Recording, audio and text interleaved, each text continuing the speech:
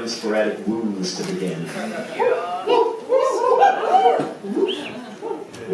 Hey everyone, my name is Mason Granger, and you have wandered into the PoetNY Open Mic here at the Bowery Poetry Club. No applause, no more weeks, no more weeks. No just applause now. Beautiful, beautiful. So yes, this is an open mic, a poetry open mic. That happens here every Sunday night at 8:30. That is now, we are here. Beautiful.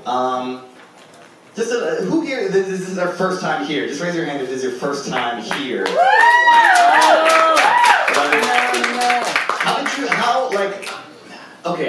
I'm 34 years old. I've been throwing and attending events for a large part of my adult life. How did you just wander in here? How did you find this? How did you find this place? I'm in town from Buffalo, and with my sister, and I'm living in Open Mic. In town from Buffalo, okay. And then did you just Google like poetry, New York? Have you been here before? Yeah. Okay. The inside track, the ringer, always important. Anybody else in from out of town? Yes. Long layover. Really? Oh.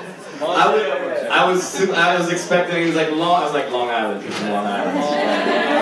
Long layover. Where are you flying to and from? From Tampa to Seoul. Tampa to Seoul.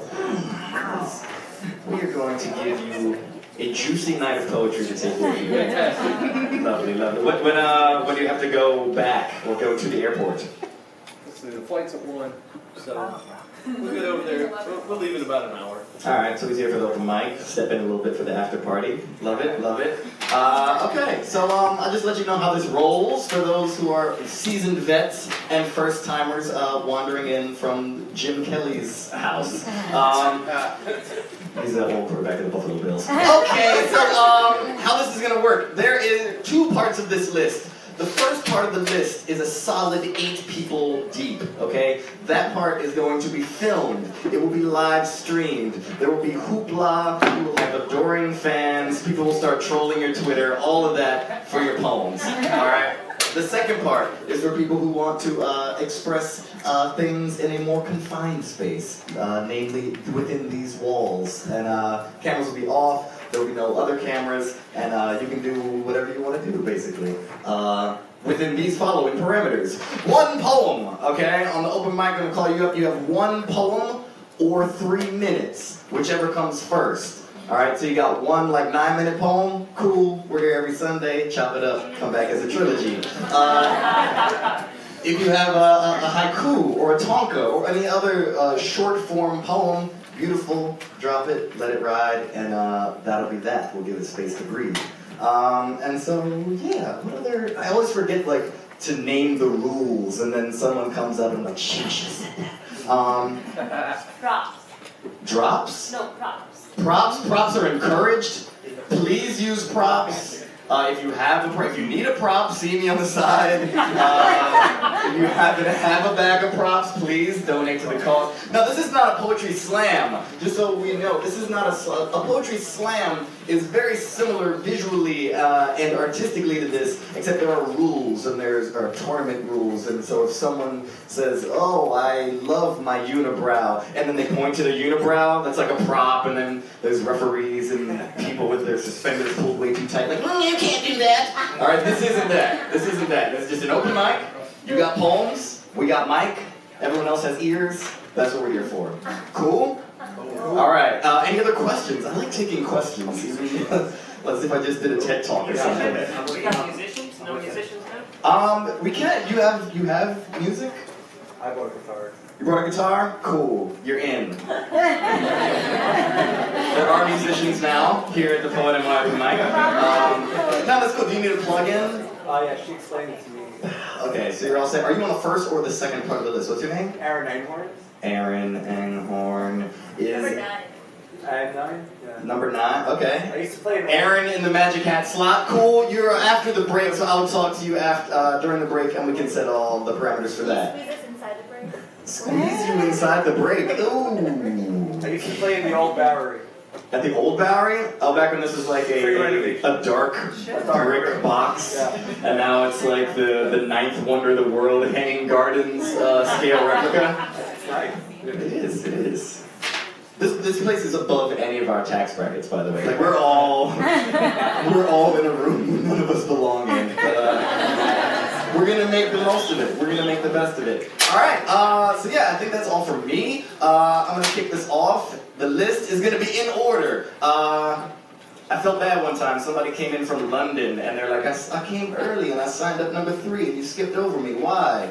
And a single tear came out of my face. I have no reason, I'm sorry. So yeah, we're gonna go adhering to the list. Structure is cool sometimes, kids. Alright, so to kick it off, please put all of your hands together and throw some whoops in there like the jimmies upon the Sunday of this introduction. So please do all of that for the first poet to the mic, Sophia!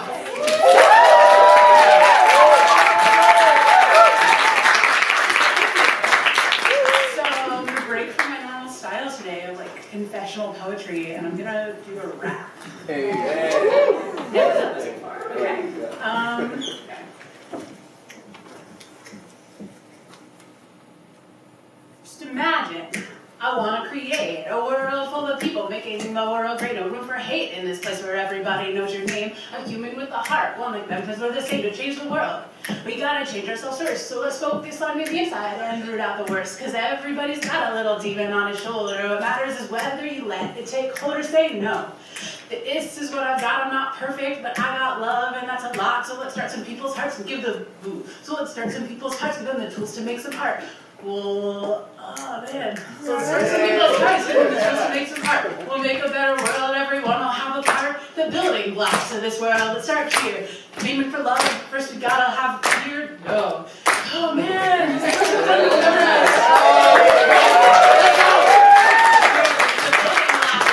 Let's start here. Aiming for love, first we need a lack of fear, because expression leads to empathy, and empathy's the remedy, but people need to express, and fear's the enemy, it's a circle perhaps. What I'm speaking of, lack of love against fear, and fear makes it hard to love, but we can fix this.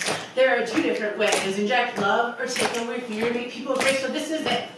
This is why we're alive, from a tribe to describe it and create that vibe, from a tribe, form a tribe to describe it and create that vibe. Our bodies rise to the mission to bring it to fruition, create a world full of love, that is our ambition, let's go.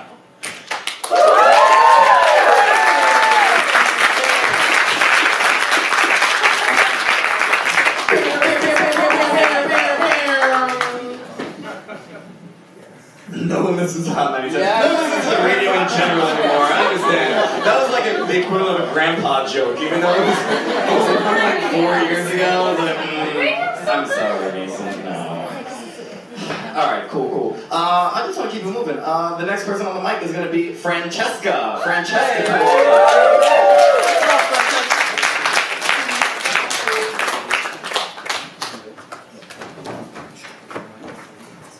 Reading from my phone, don't do good with memory. Good. Me neither.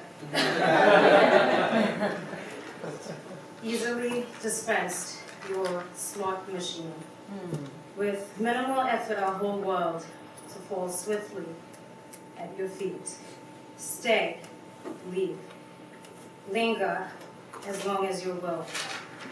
Shiny new coins, the width of a new cent, and soon gone like the wind. Embraced by fleeting, flitting, ferociously deceiving tremors of the heart. Thoughts of passion, of the groin, to steer the deer, consumed by contempt, to have and to hold, to win, not to earn, desires to burn. And through the graze of a slight gaze, life before thee to unfold at the stroke of your voice.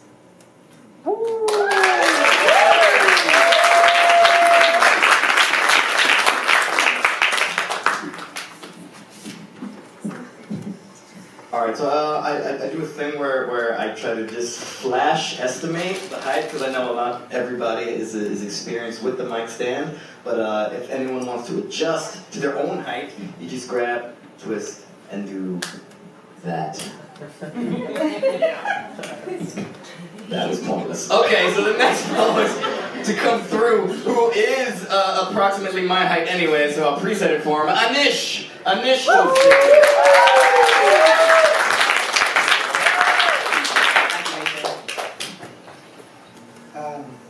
Weird times right now, so this is a weird poem. I apologize if it's slightly weird.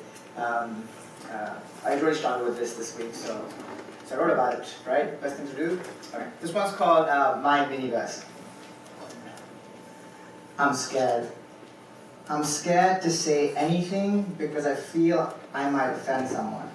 Left or right, black or white, yellow or brown, woman or man, so I'm not going to say anything. Instead, I'm going to create this miniverse where anyone can say anything because it's not about what you say, it's about what you do, right? Ah, crap. I'm offending you already. Clearly, I haven't entered my miniverse yet, or you're not in my universe yet, because if I'm in it, let's suppose I am, so are you. Just for these 3 minutes, these few seconds, it's uncomfortable. You're cringing. What am I going to say? It's like I've built it up so much that this straight colored man is going to say something so misogynistic that it's going to make it weird. Oh, so cringeworthy and awkward. What does he want to say that he can't say? This poem is not about Black Lives Matter or gay rights or women empowerment or Donald Trump. This poem is about nothing. Or something I don't know because I can't say anything. I'm too scared. I'm not saying anything. I need to get into my miniverse so I can say something, but I thought I was in it. I guess I'm not, so I can't say anything. I want to say something. I don't want to say it. Aaron Sorkin wrote, "We aspire to intelligence. We didn't belittle it. It didn't make us feel inferior. We didn't identify ourselves by who we voted for in the last election, and we didn't scare so easy." I didn't say it, Aaron Sorkin did, so don't pounce on me. Maybe he was in his miniverse, or my miniverse, and could say what he wants. Maybe you let him in briefly, but it wasn't me. I'm not saying anything. I'm not in my miniverse, remember? I can't find the door or the wormhole. I hope it's a door, because a wormhole would be harder to find. There are some things in this world I don't understand. I don't know how Donald Trump is president. I don't know how the exit poll said that out of all the women that voted, 42% voted for Trump, even after he said something about grabbing something seemingly from experience. I don't know why only 1 out of 5 people on my team at work voted. I don't know why the other 4, 3 women and 1 American Muslim, didn't vote. I don't know how many other such esoteric things happened or just happened. Oh my God, I found the wormhole to my miniverse. Clearly, I didn't open any doors, I just kind of fell in it, so it has to be a wormhole. Wait, are you in it? Or am I just making it awkward? I'm sorry, I thought I was in it with you just for a hot second. Why did I say something? I'm just an immigrant who's clearly psychotic, rambling about some miniverse he thinks he created where he can say anything he wants. He thinks his miniverse is the real world. What a fool. He knows nothing.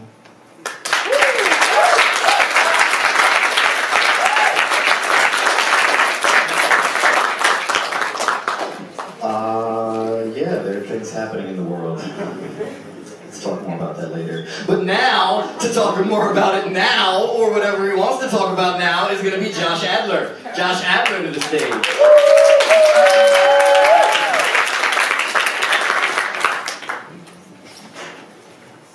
So I don't write a lot of love poems actually, but well, maybe that's not true. But it's hard to determine truth right now.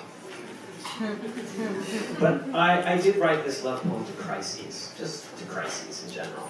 The thing is, I think we used to have musicians here. They would like jam with us, right? So what I'm thinking is, since you guys are all here, so maybe we can do this together. I just need a little bit of ocean of sound kind of stuff. And I want you to just keep going with it, you know? So if you can actually just taste your breath and go.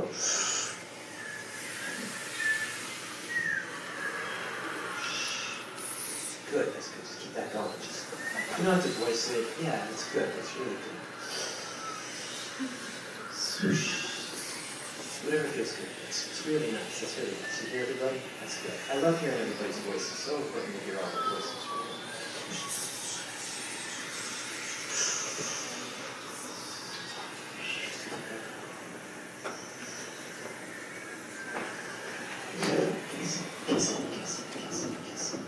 Kiss it. Kiss it. It is a collapse. Kiss it. Kiss it. It is a collapse. Dig into the lines.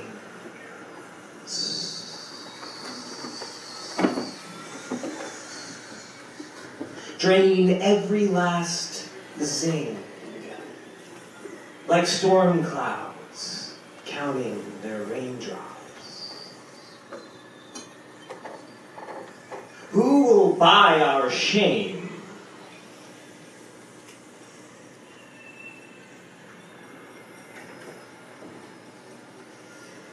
Where'd you go? Come back. I need you right now. Who will buy our shame? The spice on a wall tastes like water. The water on pavement tastes like waste. It's a grip. It's a turning over. It's a finality devoid. It's surrender. It's surrender. It's surrender. It's surrender. It's a surrender. But it's ours. Our kiss. Our collapse. As our lips hit again. Good job.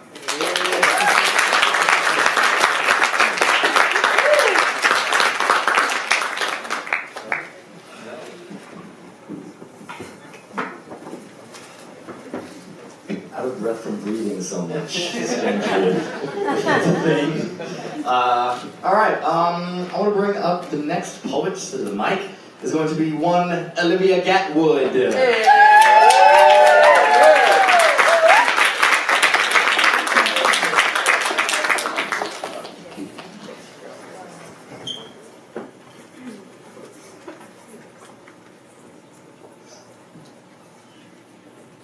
Alternate universe in which I am unfazed by the men who do not love me. When the businessman shoulder checks me in the airport, I do not apologize. Instead, I write him an elegy on the back of a receipt and tuck it in his hand as I pass through the first-class cabin. Like a bee, he will die after stinging me. I am 24 and have never cried. Once, a boy told me he doesn't believe in labels, so I embroidered the word chauvinist on the back of his favorite coat. A boy said he liked my hair the other way, so I shaved my head instead of my pussy. While the boy isn't calling back, I learned carpentry, build a desk, write a book at the desk. I taught myself to come from counting ceiling tiles. The boy says he prefers blondes and I steam clean his clothes with bleach. The boy says I am not marriage material and I put gravel in his pepper grinder. The boy says period sex is disgusting and I slaughter a goat in his living room. The boy does not ask if he can choke me, so I pretend to die while he's doing it. My mother says this is not the meaning of unfazed. When the boy says I curse too much to be pretty and I tattoo cunt on my inner lip, my mother calls this being very phased. But left over from the other universe are hours and hours of waiting for him to kiss me, and here they are just hours. Here they are a bike ride across Long Island in June. Here, they're a novel read in one sitting. Here, there are arguments about God or a full night's sleep. Here, I hand an hour to the woman crying outside of the bar. I leave one on my best friend's front porch. Send my mother 2 in the mail. I do not slice his tires. I do not burn the photos. I do not write the letter. I do not beg. I do not ask for forgiveness. I do not hold my breath while he finishes. The man tells me he does not love me. And he does not love me. The man tells me who he is, and I listen. I have so much beautiful time.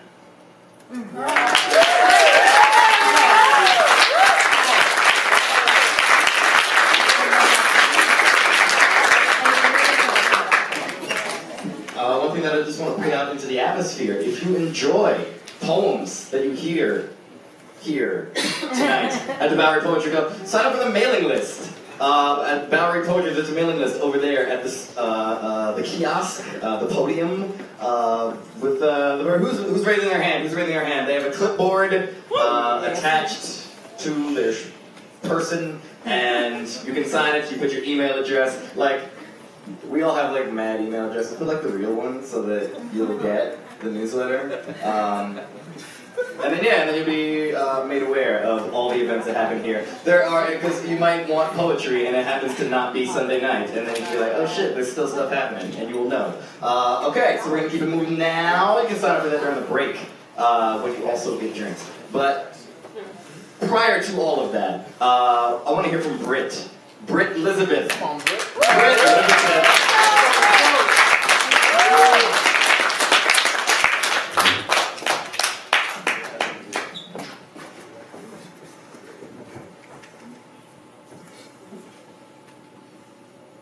I won't let the source of my self-affection be others' affection towards me.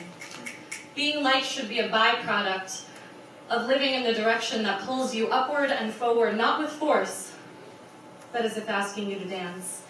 Somewhere in the motion of it, should you find your footing, slide so smoothly into the steps that 60 others will beg to cut in and you'll have barely noticed. I won't let someone inquire where I've come from once they finally stop speaking long enough to hear my voice. Please note that people and things exist around you regardless of whether you take notice of them, so appreciate, but do not be surprised. Perhaps a mindful moment here and there might make more people magically manifest. I won't let someone deem me objectively attractive, just not their type. There is nothing objective about beauty. Operationalizing works for science, not for sentiments. Standardizing mine is no pacifying compliment, and I'm my own type of woman anyway. Don't make my beauty sound boring. I won't let someone tell me I look too cute to get angry, and then tell me I need to get angry, and then get angry when I get furious. You're confusing, they tell me. No, you are. I speak back. Why is the multidimensionality of a human being still so shocking to most? No one sketched out a prototype of me on the flatness of their coffee table. I am shapely because I've lived around corners and curves and a whole lot of sharp edges.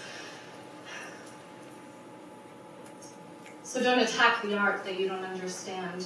Don't deface by trying to erase the parts that you don't want to see. I won't let someone tell me, playing pretend praise, that the reason for my professional success is that I'm delicate and that I know how to ask for things. I know a lot more than that, actually. When he said delicate, did he mean dainty?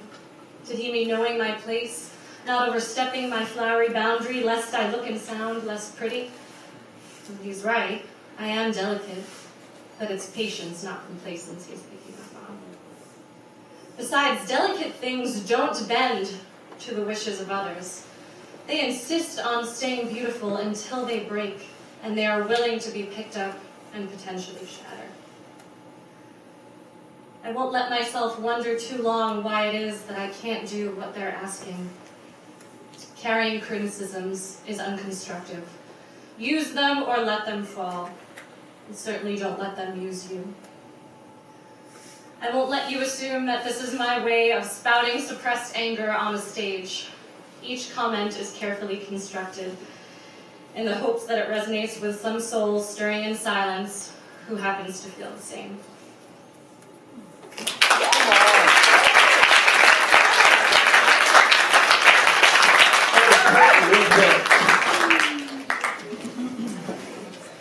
Can you get a random? Right, and keep the whoops going for the next poet up, Scott Raven.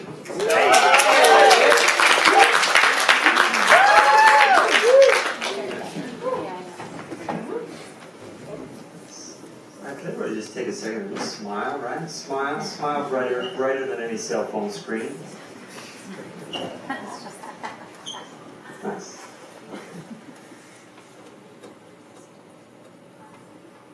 They say if your mother's Jewish, that makes you one too. And at least in my family, that much was true. But when she died, did that make me more or less of a Jew?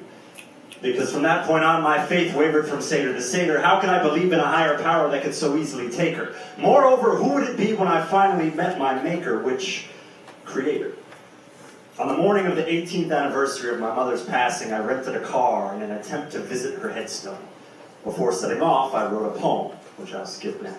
The poem is entitled Without You, and purposely excludes the 21st letter of the alphabet. The literary technique I've used is called a lipogram. The difficulty in writing a piece of work in this manner echoes the difficulty I faced and have faced in living motherless for more than half my life.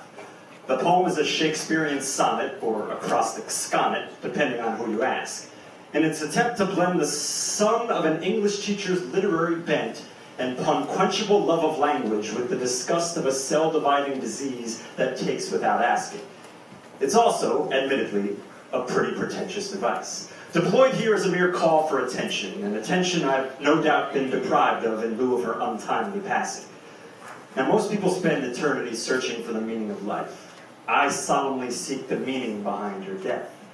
Technological heaven or illogical oncological hell. The secret, I believe, lies somewhere in a cell. Last time I was in the area was winter of 2000 to bury Grandma Rosalie Raven, who had died a full 5 years after her youngest child. Both instances occurred before I had a license to drive, so no doubt I slept on the ride, daydreaming of better days to come or recollecting times I shined as grandson and son. A child, seeing a mother bury her child, feels like a rift in time and space, umbilical discord, a Rorschach test of infinite blotches. Picture the Great Depression shoveling dirt on a decaying flower child while Generation Y watches. And no matter how hard you try, you can't turn away from the rot. My aging fears and streaming tears having zero effect on the plot. Never mind a profound loss in faith, I saw no point in standing before a patch of land with decomposing bones standing face to faces, having a one-sided conversation with a permanent vacation. But I was in need of answers, finding myself quite confused by my current stalling situation in both relationship and career, flatlining in certain areas of business and in love, plateauing as a poet with no way out, and engaged to be married, riddled with doubt. Funny I should choose the 18th anniversary of her passing as my own rite of passage. In that 18, representative of the Hebrew symbol for chai, means life. I'm not even sure I was fully aware of the irony behind my day's journey, or how the Hebrew letters het and yud's numerical value in the cryptic system of gematria added up. And even though I consciously distanced myself from Judaism in light of such darkness, I couldn't help see the impending visit as a simultaneous embrace and FU of the religion I was raised with. Perhaps I could defibrillate what lied beneath, exhume greater truths from an expired ESLer still with loads to teach. Mom never learned Aramaic or Latin in her day, but perhaps she could find some other worldly way to communicate via another dead language. They say if you go looking for signs, you will find them. And even though I was figuratively and literally lost, there might as well have been a bevy of billboards paving the way to her arms, a soul map sent down from the stars, Alpha and Omegatrons broadcasting her second 51 years somewhat from the great beyond. I had no direct address to GPS, and the exact location was anyone's guess. So when I felt it was close to a ghost, I called my brother to see if he could help me center in on the cemetery in which she now rests. He wasn't sure where it was either. He told me he could just sort of feel it. So after a few green lights, 2 rights, and a U-turn or 2, I turned down a one-way road and stumbled upon a row of ravens out my window. As I wandered, weak and weary, I was clearly on the right track. My great-grandfather was Ravinsky. For some reason, half the family shortened to Raven, R-A-V-I-N, while Grandpa, Grandma, Ma, and Aunt Zell became Ravens. I before E, soon I would see who exactly had a message for me. And so Raven became my middle name, which I now use as my last, prepping me for my calling, so to speak. Actually, crows caw and ravens cry, but ornithological auditory accuracy aside, I much prefer words to birds. So with no supernatural ability to soar, I was able to follow what was carved into the stones and find who and what I was looking for. After just having hung up with my brother, I exit the Toyota hatchback and recognize the gray from behind in an electrifying flash of sober sense memory. When my cell phone rings. It's my dad. He has no idea what my plan was for the day, and he's just checking in. I'm on a spiritual quest, and he's at the mall eating a pretzel. I know today is the 18th anniversary of my mom's passing, a day I'll never forget. He knows it is the 4th anniversary of his wedding to my step, having remarried years after losing his first soulmate. They're going out later that evening for dinner to celebrate. I'm grieving this morning, lamenting a fate of cancerous cells dividing at an alarming rate. Now when he hangs up, I'm wrestling science and fate. But I don't get too hung up on the eerie significance of it all, and instead focus on how in this brief and beautiful moment, a cell phone brought us all together as a family. Highs and lows, death and life. Me, my brother, grandparents, mom, dad, and his new wife. Maybe it's the remaining radiation from the last week of her death. Maybe it's something inexplicably sublime. Or maybe it's just me. But I start to believe she's inside all electric current. Radio waving us over for a final group picture. When I get another call, normally out of respect, I wouldn't answer. But what if it's her? Thanks.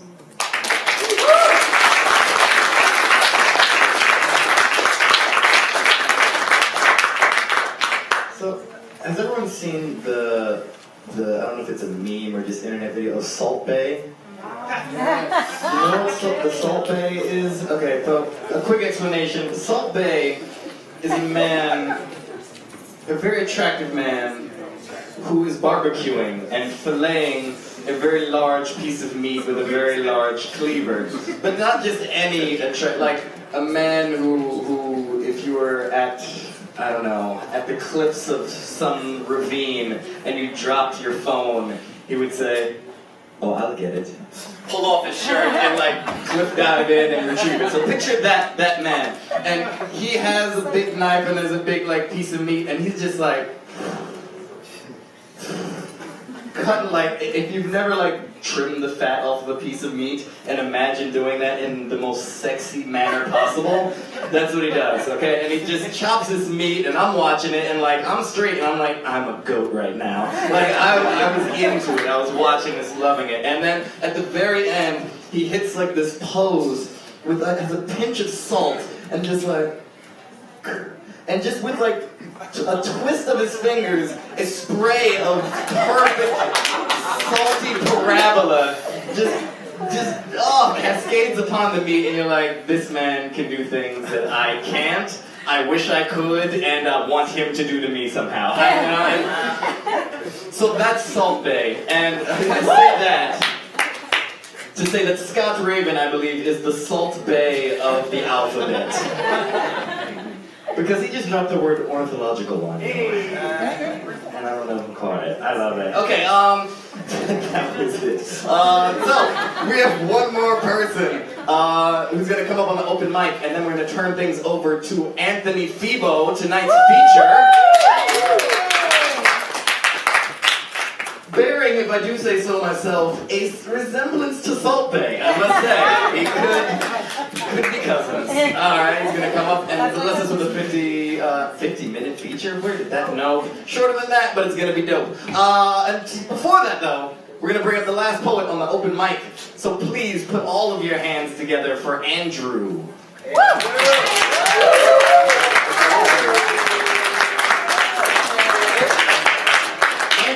Also a volunteer here at the Bowery Poetry Club, making this event happen.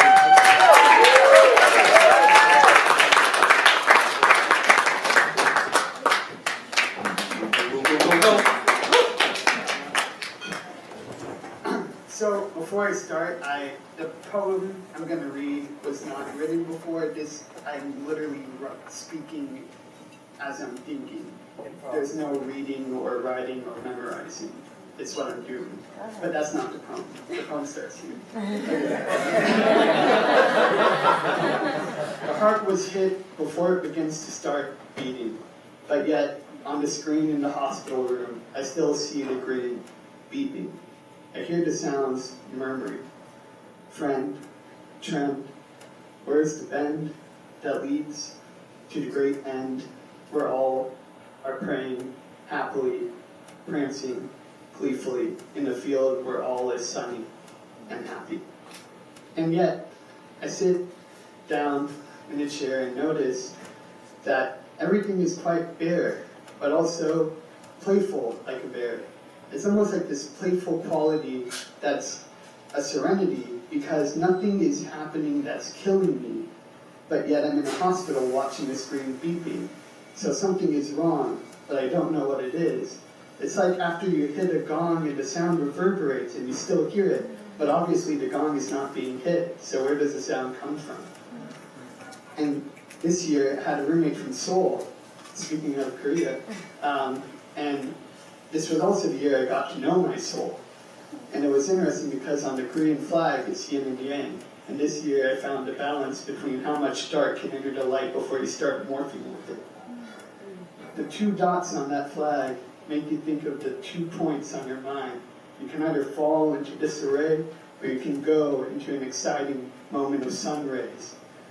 So one moment you're glistening, the next you're frightening. But there's a time where you can start stabilizing. Sitting on a hospital bed, looking at a screen beeping, with a heart that was hit before it started beating because it was caring too much when other people were feeling down and depressing themselves because no one was there to start rising up to help them believe me. Learning Korean, learning other languages helps you start to recognize the beating heart within everyone instead of shutting it down like Neon Tears in a great Korean book I read. And also to give another quote, I know you're tired, I know you're stressed out, but you just can't let your feet stop. That's from Murakami's Dance, Dance, Dance, where the last part, there's a person that covers the lips and says, I'm your shadow partner. And when I was sitting in my room thinking of how all the friends were leaving, the one phrase I could remember was, 친구, 어디 있어요? Where is the friend? Before I start going around that deep, dark bend.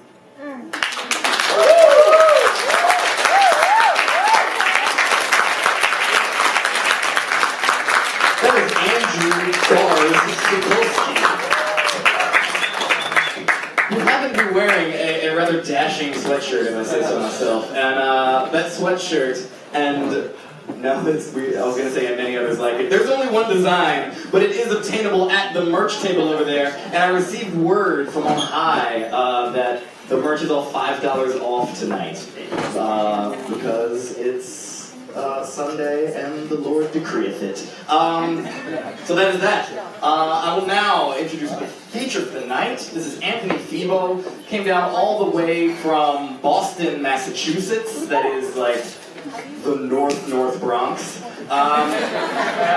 Anthony Febo is a poet and a teaching artist, and he, I'm sure, can carve a fine piece of meat as well. Without any further ado, please put it all together and make some noise for your feature, Anthony Febo.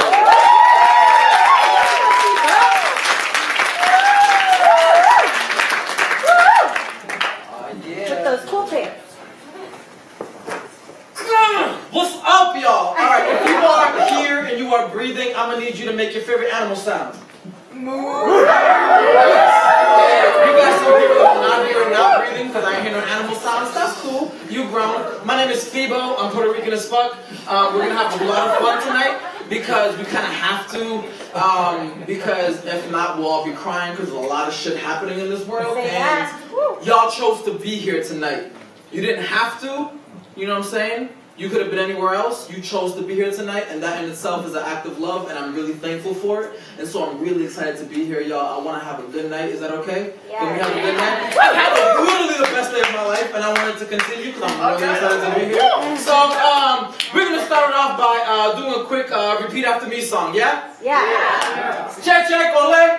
Check, check, ole. Check, check, ofisa. Check, check, ofisa. Ofisa langa. Ofisa langa. Mama, mamanga. Mama, mama. Owe, owe, owe, eh, owe. Oe, oe, oe, oe. I was born from arroz con gandules. From sofrito and adobo can fix any meal. From my house on Sundays, looking like a Goya commercial. I was grown from music, from calling Willie Colón and Hector Lavoe my godfathers, learning Spanish like Tu amor es un periódico de ayer, from calling Big Pun and Terror Squad my cousins, learning my own language like Dead in the Middle of Little Italy. Little did we know that we riddled to middlemen that didn't do diddly. I was grown from the cobblestone streets, from hearing I can't wait to leave this place, to knowing what it's like to run for my life, from having outsiders know more about my city than I did, from being surrounded by people that hate their own skin. I was grown from the skin, from not being dark enough to hang with the Ricans, from not being light enough to hang with the whites, from being confused with a sit at lunch, from not knowing who has my back when I get into fights. I was grown from hers, from my mother, bringing me into this life, from my best friend, showing me what to do with my life, from my first love, making me question my life, from my second love, making me question my life, from my current love,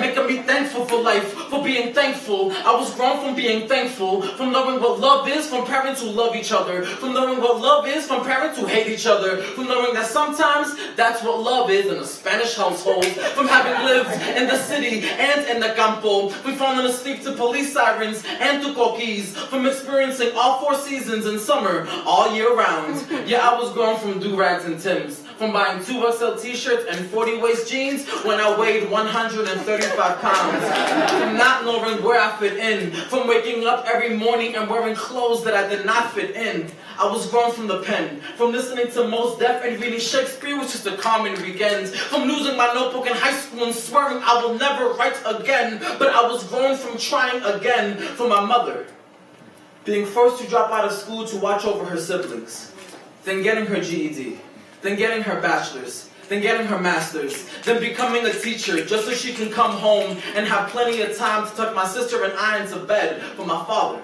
being the youngest of 12, watching his father die from Alzheimer's when he was 9, then watching 6 of his siblings do the same in the last 5 years, knowing it will happen to him. But waking up yesterday, running 7 miles, then going to work, and waking up today and doing the same thing again. See, I was grown from being proud, from wearing the red, white, and blue and 1 star on my chest, from having the Merrimack flow through my veins, from having Febo as my last name. I was born with Febo as my last name, and if I had to be born again, may I be born with everything exactly the same.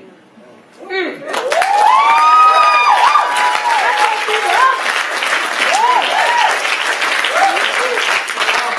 got poems for y'all, and so I want to do them because that's the reason we're here. If you, I'm having a good time, y'all. If you bought some food or drink today, make some noise. We got 3 people that bought stuff. That's all right. You know, if you can do it, because I don't know what the deal is, but I'm assuming that when a venue is host of poetry, they would like for folks to participate in the consumption of whatever it is that that venue is offering. So make it happen. To make the Bowery happen, we can make this open night thing happen a lot longer. Yeah. Word.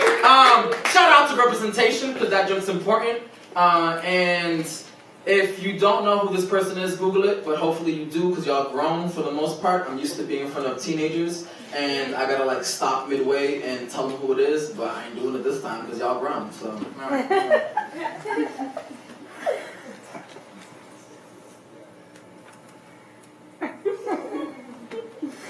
I wonder what Ricky Martin is doing right now. I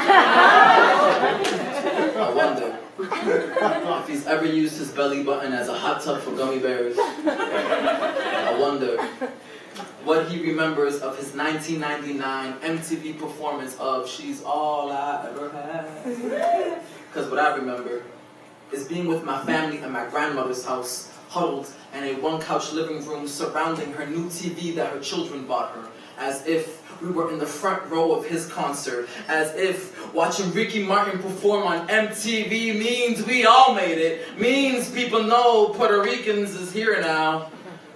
But then he appeared on stage, and my man wasn't wearing any shoes, and all I could hear was my aunt behind me asking him why. Like, "Ay, Ricky, don't you know that's the way they see us?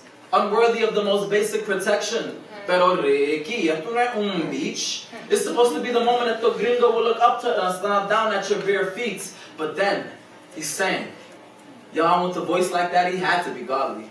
Sounded like he could walk on the waves that brought him here.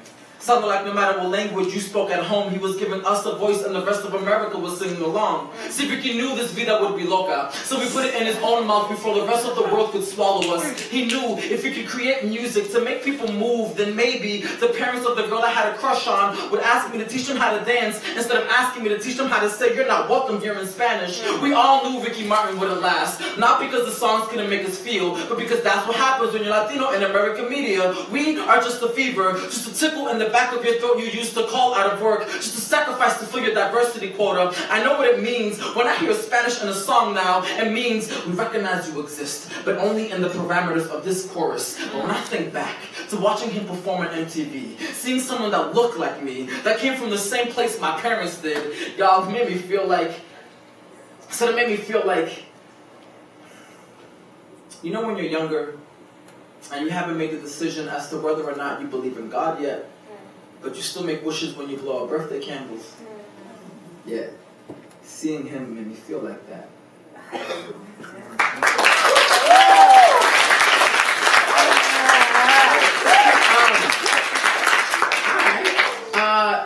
It's okay if you're like, I'm not Puerto Rican. I don't know what the fuck he's talking about. It's cool. I got y'all. This one's for y'all. This one is for y'all. It's like one of the two non-Latin poems I'm doing tonight, so soak it up, because we're going back to the Latin shit after this, right? The first time Anthony saw his father cry, he was 10. His mother was unconscious in his father's arms, cradled with the same precision you cradle a newborn. The head resting in the wrinkle of the elbow, the ears positioned symmetrically between the bicep and forearm as if to whisper, "One day, you will grow out of my safety. I will always attempt to protect you." This is also the first time Anthony saw his father be gentle. The first time Anthony pretended to marry two of his friends was at recess in 2nd grade. His closest friend at the time wanted to kiss Ashley, the prettiest girl in class, so a plan was devised to wish to make this possible. With Anthony playing the role of priest, the arranged wedding was set, and as the words, "Does anyone have reason as to why these two should not marry" left his lips, the words, "Ashley, I want to marry you for more than just a kiss" was trapped behind his. This is also the first time Anthony pretended that heartbreak is not painful.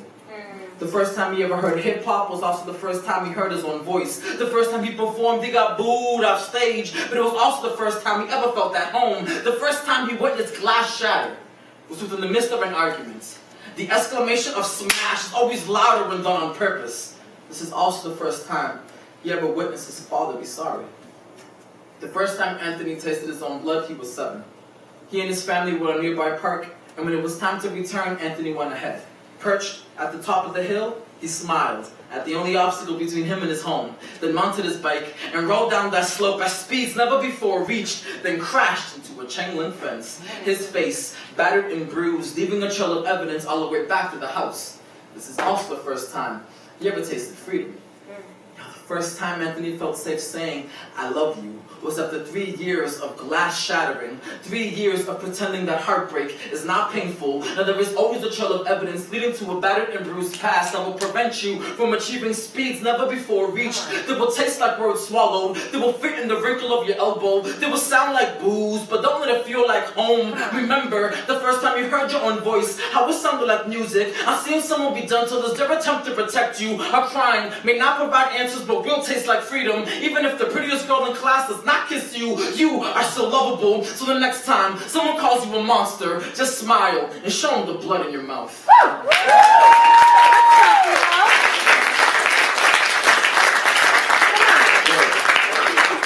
So, psych, I lied. We got 2 more poems that are non-Latin. I'm gonna go by my shit. So, I don't know if y'all been looking at the news or Facebook or Twitter, which sometimes can be more reliable than other stuff.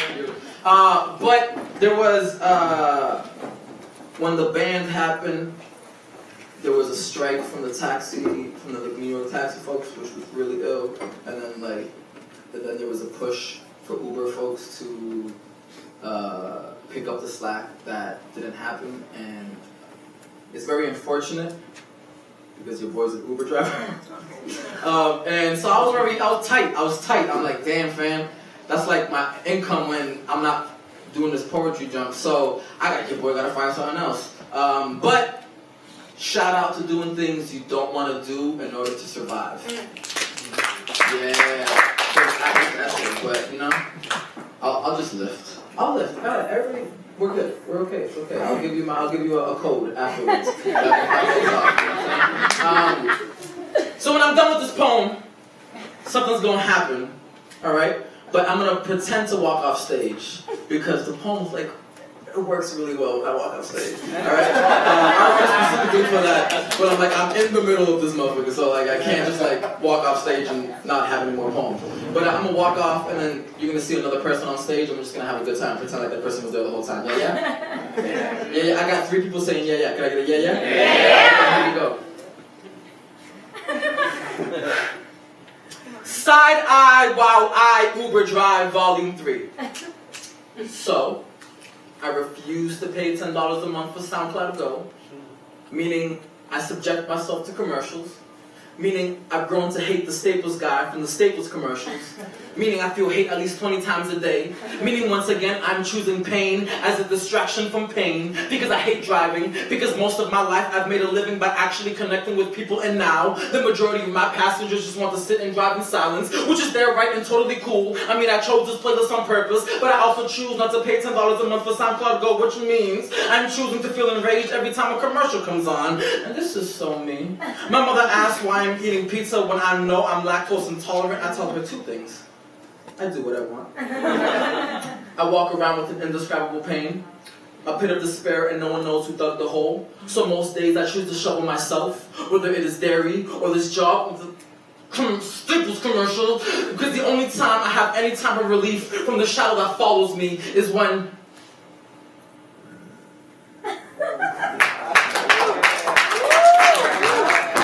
y'all didn't clap, that's why I felt. That's why I felt because y'all didn't clap. What's up, y'all? This is Richard She's the most realest human being you will ever have in your life. If you want some real reality, some realness, talk to my homie. If you want some fake shit, come talk to me. Alright. This poem is very important to me because in the face of all of this stuff that is happening, there's very few moments of, that we can have to ourselves and that we can celebrate and that we can feel good. And it is not feeling good. It is not feeling good in as a way to avoid the things that are happening. It's feeling good in the face of it as a way to celebrate our own lives while we are recuperating and self-healing to then continue to fight. And so shout out to house parties, y'all. Word.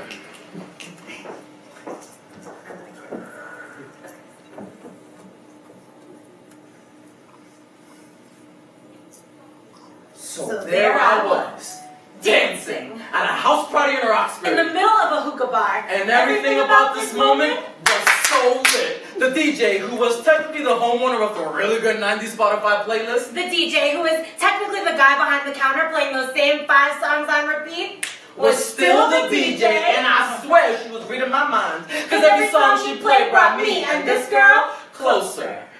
And closer, y'all, was the theme of the night. Now this was not the first time her and I had moved. We've tap danced with conversations that produced a melody that made anyone listening be like, yeah, that sounds familiar. That's something my parents used to play. But it was the first time she'd held me in public. And suddenly, it's like we've been here before. Like we are lifelong dance partners. Like this moment can transcend time. I am 12 years old, and all I know about rhythm is that it tastes like my first kiss on top of a rooftop in Puerto Rico. I am in the 1st grade, and all I know about rhythm is that my best friend is telling me I don't have any.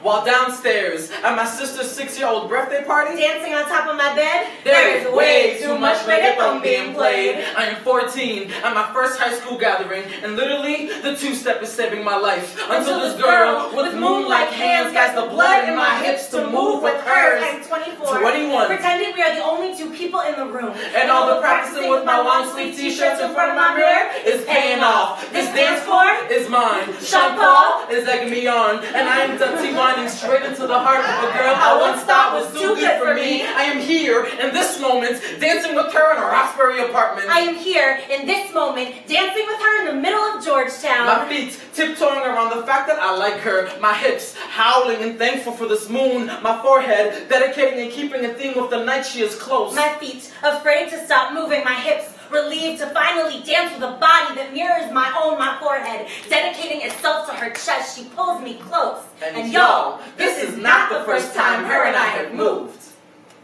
But it's the first time we've touched. The first time she's touched me in public. And it is innocent. It is pure. It is an achievement to my bones. It is a moment I don't know if I will ever get to share with her again. So I take a step back and look at her with just enough grin for her to know that when the clouds are out, stretching themselves across the sky, ready to twirl with the stars, that's when I think of her. How every night holds the potential for any one of us to have a moment like this.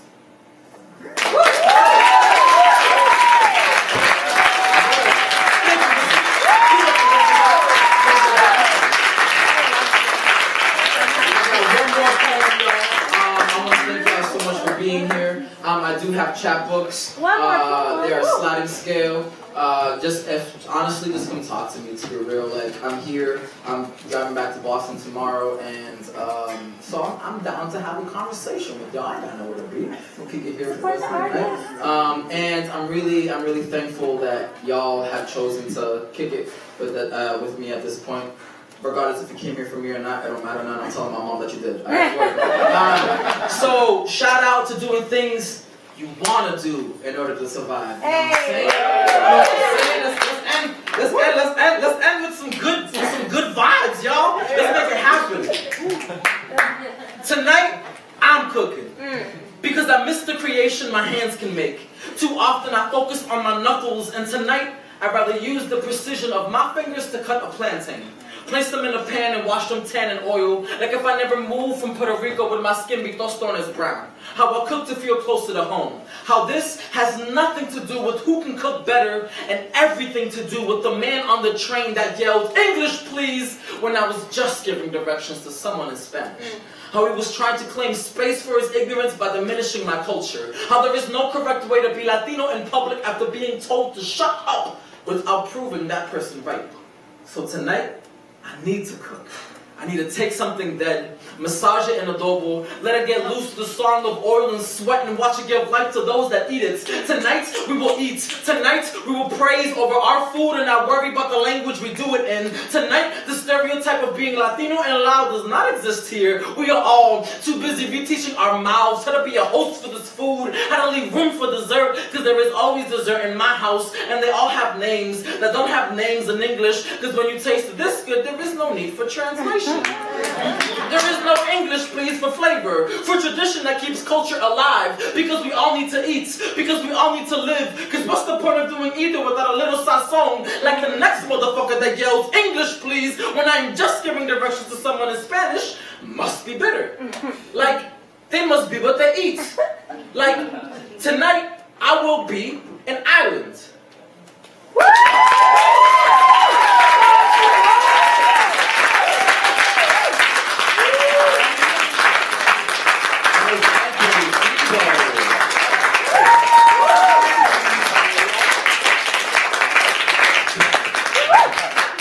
Unabashedly himself, Anthony Febo. Beautiful thing to see. We're now going to take a break. During this break, I kid you not, last week I was here, came early, was sitting over there. Francis, the bartender, made a drink, lit that drink on fire, then blew it out and gave it to somebody. Y'all need to try that. I don't know what it was, don't know what it was called, don't know how such sorcery occurred, but it did, and it's there. So we're going to take a break. You can get the drinks, you can get the bathroom, you can get the smokes, or we can just hit Anthony Febo up for a chatbook. Alright? We got free stickers too. And free stickers!